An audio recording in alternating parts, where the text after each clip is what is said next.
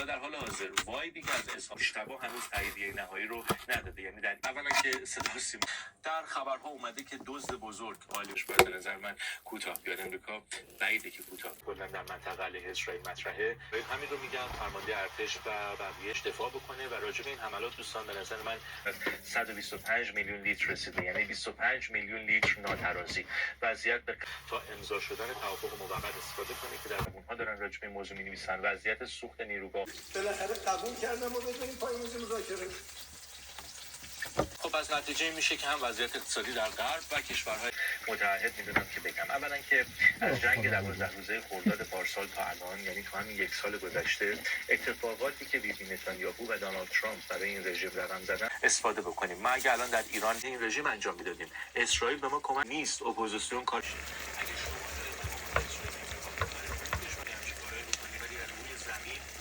جنگی هرمز رو بحران درش ایجاد، سرعت، پدافند گریزی و اون افزایش من بچه ندارم.